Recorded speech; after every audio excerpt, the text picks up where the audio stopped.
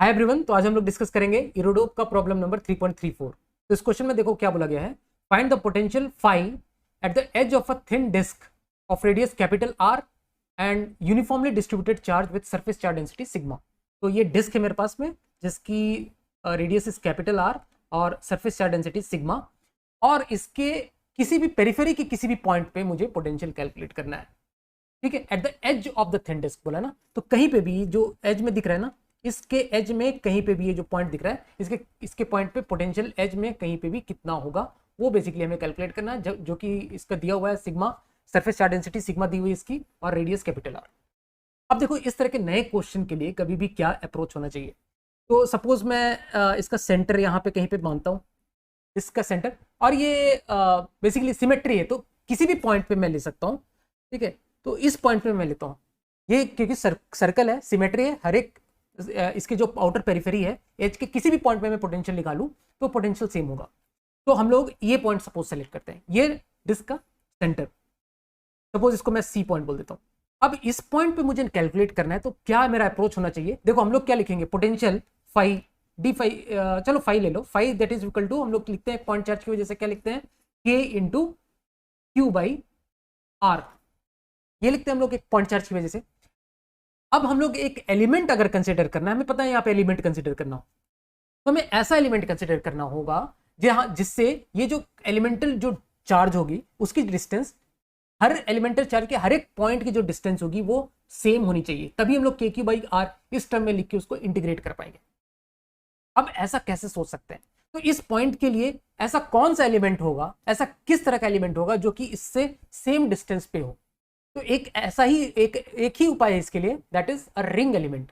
अब यहाँ पे कंप्लीट रिंग हम लोग कैसे बना सकते हैं, इस पॉइंट के रेस्पेक्ट में इस पॉइंट को सेंटर लेते हुए रिंग लेना पड़ेगा, तभी वहां से हर पॉइंट की उसकी distance, elemental distance will B same. तो अब डायरेक्ट इस पॉइंट को सेंटर लेते हुए तो रिंग बाहर निकल जाएगा। ठीक है, तो बाहर निकल जाएगा तो हम लोगों को क्या करना पड़ेगा, ठीक है, जितना अंदर रहता है बस उसको मान लो। सपोज हमने इस तरह का एक रिंग कंसिडर किया, और मैं इसको थोड़ा चौड़ाई ज़्यादा बना रहा हूँ यहाँ पर समझने के लिए। तो इस तरह का हमने एक रिंग कंसिडर किया है। ठीक है, मैंने जानबूझ के इसकी चौड़ाई थोड़ी ज़्यादा बनाई है, नहीं तो ये रिंग है और ये इसकी बहुत पतली सी रिंग है। ठीक है, अब ये पॉइंट, सपोज पॉइंट पी है जहाँ पर मुझे पोटेंशियल कैलकुलेट करना है, और ये जो रिंग है ये जो रिंग है, सपोज ये यहाँ से इसकी हर एक पॉइंट की जो डिस्टेंस है वो यहाँ से आर है, तो यहाँ से भी आर है, इधर से भी, सब यहां से भी अगर हम लोग देखें तो ये distance will be R, this distance is R. ठीक है, इसको हटा देते हैं, और इसकी जो थिकनेस है हर जगह पर, इसकी जो थिकनेस है दैट इज डी आर। ठीक है, डी आर थिकनेस की विड्थ है इसकी। तो मैं बोल सकता हूँ रिंग, ये जो रिंग, जो half portion of the ring है, इसकी रेडियस इज आर और इसकी थिकनेस इज डी आर। अब इसकी वजह से हम पोटेंशियल निकालेंगे पी पॉइंट पे, और इस तरह के रिंग को हम लोग इंटीग्रेट करेंगे। अब देखो हम लोग को क्या कंसिडर करना पड़ेगा, अगर हम लोग इस पे डी क्यू चार्ज निकालें इस छोटे से रिंग पे, तो इसके लिए हमें चाहिए होगा, देखो इसकी लेंथ अगर हमें चाहिए होगी, ये एक बेसिकली आर्क है, तो इसकी हमें लेंथ चाहिए होगी इंटू थिकनेस, इसका डी आर हमें पता है, और उसको हम लोग फिर इसके सरफेस चार्ज डेंसिटी सिग्मा से मल्टीप्लाई करेंगे। तो हमें डी क्यू चाहिए, तो क्या मतलब क्या चाहिए, सिग्मा इंटू डी ए चाहिए। अब डी ए के लिए हमें क्या चाहिए, इसकी ये कितना पार्ट, कितना पोर्शन है वो तो चाहिए। तो हम लोग एक और वेरिएबल यहाँ से कंसिडर करेंगे, सपोज ये यहाँ से एंगल थीटा है, और ये एंगल भी बाई सिमेट्री, ये एंगल भी हम लोग थीटा कंसिडर कर रहे हैं। ठीक है, तो टोटल एंगल जो सबटेंड किया है आर रेडियस पे, 2 थीटा एंगल सबटेंड किया है इस आर्क ने, जो एलिमेंटल आर्क है। तो हम लोग बोल सकते हैं इसका जो लेंथ होगा, इसकी जो लेंथ होगी वो कितनी होगी, अगर हम लोग डी ए बात करें तो लेंथ विल बी व्हाट, इसकी जो लेंथ होगी that will be R into 2 theta. R into 2 theta, तो इसकी लेंथ हो गई इसकी, और इसकी विड्थ से मल्टीप्लाई कर देंगे तो वो एरिया आ जाएगा बेसिकली इस एलिमेंट का। तो उसकी विड्थ कितनी है, d R, R into 2 theta d R, इसकी डी एलिमेंट, डी एरिया हो गई, बेसिकली छोटी सी एरिया इस एलिमेंट की एरिया हो गई, और उसको हमने सिग्मा से मल्टीप्लाई कर दिया, तो इसमें टोटल चार्ज हमें निकल के आ गया। ठीक है, अब ये टोटल चार्ज तो मेरे पास निकल के आ गया, और हम लोग बोलेंगे इस एलिमेंट की वजह से पी पॉइंट पे जो फाई एलिमेंट की वजह से जो फाई आया that will be sigma 2 sigma R theta d R, ये तो क्यू हो गया मेरे पास में, और k times of q divided by R, k q by R, k q by R, ये मेरे पास में पोटेंशियल इस एलिमेंट की वजह से आ गया। तो आर से आर को कैंसिल आउट हो गया, तो मेरे पास बचा 2k sigma theta d are, this is my small element की वजह से वहां पर पोटेंशियल। अब इसको मुझे इंटीग्रेट करना है, लेकिन यहाँ पर हम लोग देख सकते हैं आर भी मेरे पास वेरिएबल है, आर भी वेरी करेगा, क्योंकि जैसे जैसे हम लोग ये जो रिंग एलिमेंट की दूरी बढ़ाते जाएंगे, ये आर भी वेरी करता जाएगा और ये थीटा भी वेरी करता जाएगा। यहाँ से आर भी वेरी कर रहा है और थीटा भी वेरी कर रहा है, दैट मीन्स हमें और एक कुछ रिलेशन तो चाहिए। तो देखो एक काम करेंगे हम लोग एक काम करते हैं, ये जो इस लाइन को एक्सटेंड करते हुए सेंटर से पास कराते हुए हम लोग यहाँ तक लेके जाते हैं, पी पॉइंट से। ये देखो ये सिमेट्री से ये लाइन सेंटर को यहाँ से पास करते हुए इस पॉइंट में जाएगी, और हम लोग बोल सकते हैं अगर मैं इस लाइन को यहाँ से कंप्लीट कर दूं, ठीक है, तो जरा ध्यान से देखो, ये जो लेंथ है, दिस लेंथ इज डायमीटर, तो हम लोग बोल सकते हैं this length is 2r and this length is r। तो यहाँ से मैं cos थीटा की वैल्यू लिख सकता हूँ क्या, what is my cos theta here. तो cos थीटा देखो इस ट्रायंगल से पी क्यू आर ले लो, पी क्यू आर ट्रायंगल में cos थीटा कितना हो जाएगा, तो cos थीटा हो जाएगा कितना, r अपॉन 2r, ठीक है, cos theta is r upon 2r। तो अब मुझे थीटा और dr के टर्म्स में कुछ रिलेशन चाहिए, रिलेशन मिल गया। अगर मैं इसको cos थीटा को एक बार डिफरेंशिएट कर दूं, तो cos थीटा का differentiation will be minus sign theta d theta, that will B equal two into 2r को उधर ले जाएंगे, चलो ठीक है, dr अपॉन 2r। तो मैं यहां से बोल सकता हूं कि dr, मेरे पास में dr कितना आ जाएगा, minus 2r sign theta d theta.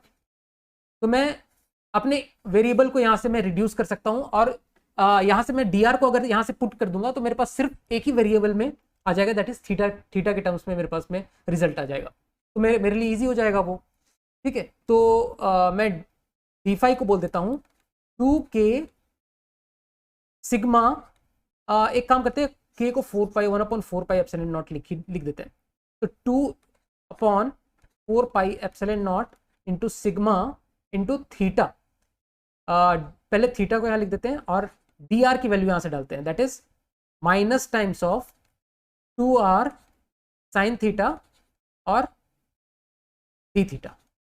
ये आ गया मेरे पास में d5।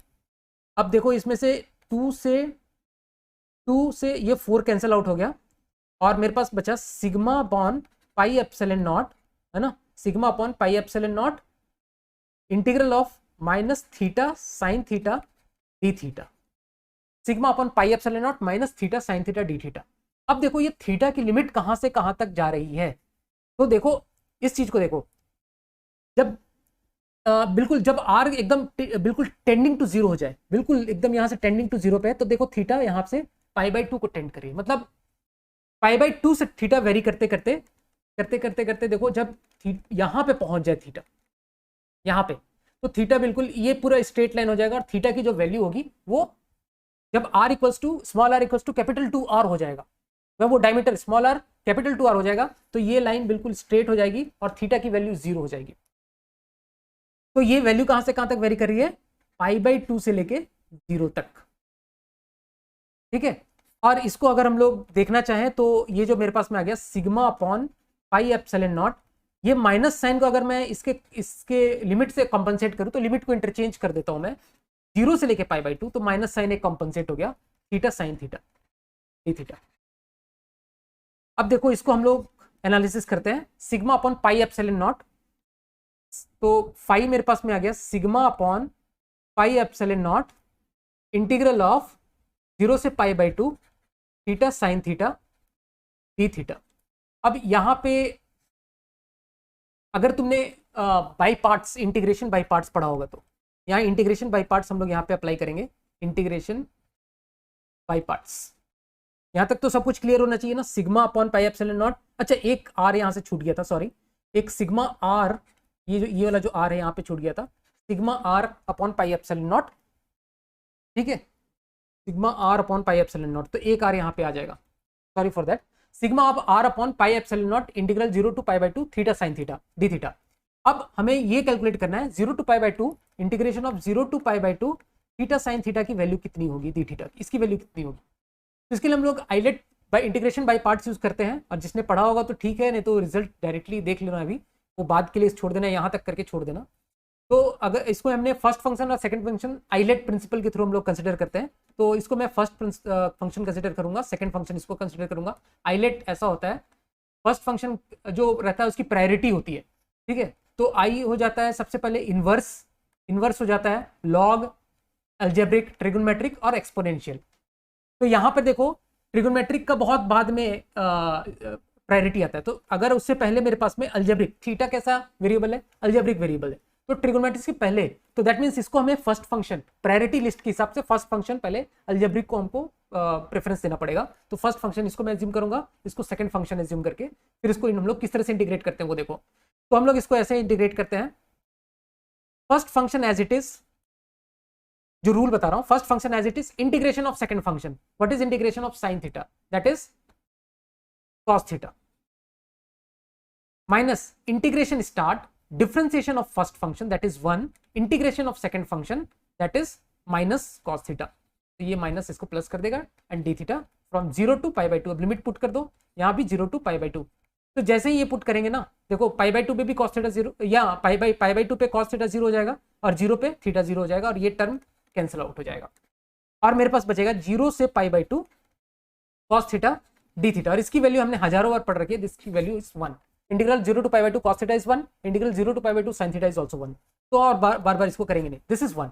तो basically this term, whole term is 1। तो फाई की जो मेरे पास नेट वैल्यू आ गई, phi that is equal to sigma R upon pi epsilon not.